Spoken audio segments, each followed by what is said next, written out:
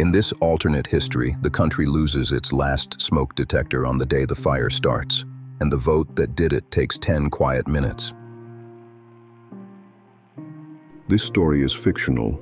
It's based on real events, but everything beyond the known facts is speculation. Our goal is to explore an alternate timeline, not to rewrite history, but to imagine what might have been. In the summer of 2026, a handful of Republican senators held more power than they realized.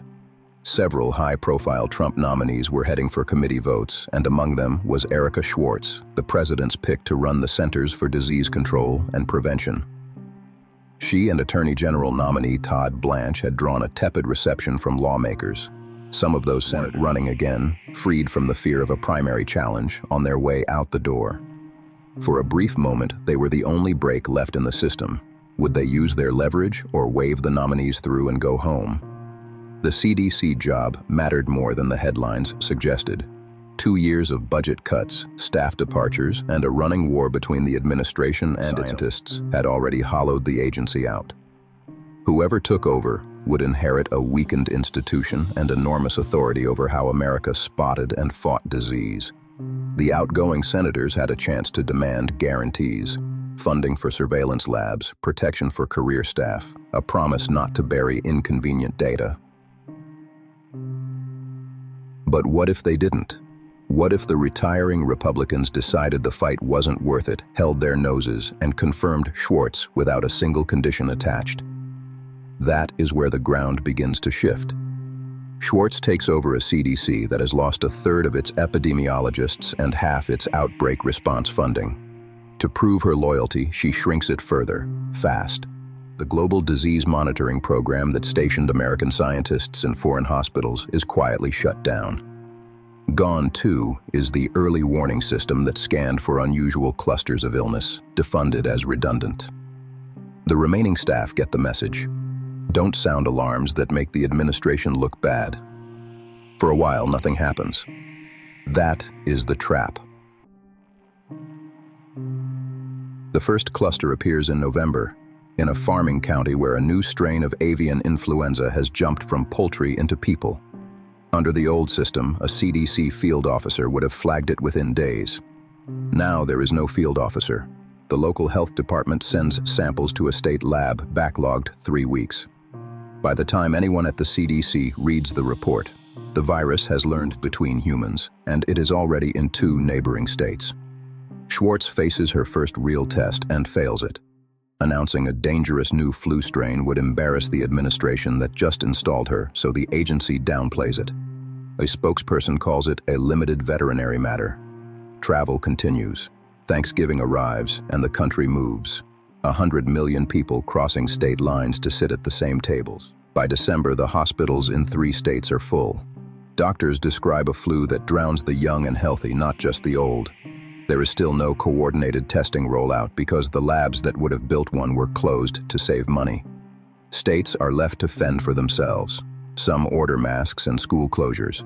Others take their cue from Washington and refuse. The virus does not respect the difference. The economy feels it next. Meatpacking plants shut down as workers fall sick, and grocery shelves thin out. Airlines cancel routes. The markets had shrugged off the early reports, but once the death toll leaks past what the official numbers admit, they drop hard. Investors have learned not to trust the government's figures, so they assume the worst, and the selling feeds on itself. Abroad, the damage compounds. Having dismantled the program that shared outbreak data with the world, the United States can only watch as foreign governments learn about the American strain from news footage instead of from Atlanta. Trust evaporates. Countries close their borders to American travelers and goods. Allies who once coordinated with the CDC now treat it as unreliable and build their own response without us. The soft power that came from being the world's disease detective is simply gone. Inside the country, the institutions meant to steady people are cracking. The Attorney General, confirmed in that same rushed season, uses his office to investigate governors who defied federal guidance and to shield the officials who ignored the crisis. Public health becomes a partisan loyalty test. Nurses in some states are for reporting real numbers. Elsewhere, crowds storm health department offices. The thin trust that any pandemic response depends on has been spent, and there is nothing left to draw on. The second wave comes in February. It is worse than the first because the virus had months to spread unmeasured. Field hospitals go up in parking lots. The remaining CDC scientists, the ones who begged for the warning systems that got cut, resign in protest or are pushed out. The agency that once led the world through smallpox and polio can no longer tell the country how many people are dying. By spring, the ledger is brutal. Hundreds of thousands are dead, most of them in the gap between when the outbreak could have been caught and when anyone was allowed to admit it existed. The economy has slipped into a recession no stimulus can quickly reverse. America stands alone, its borders sealed by others, its word no longer trusted in any crisis room on Earth. The CDC survives only as a name on a building, and it traces back to a quiet vote in a committee room when a few senators on their way out of politics held the last real leverage anyone had. They could have demanded the guarantees that would have kept the warning systems alive. Instead, they took the easy exit, went home, and left the country without a smoke detector on the day the fire started. In this world, history went one way. But here, we ask what could have happened. If you want more alternate timelines and government what-ifs, subscribe, comment your theory, and stay tuned. This is State of What If.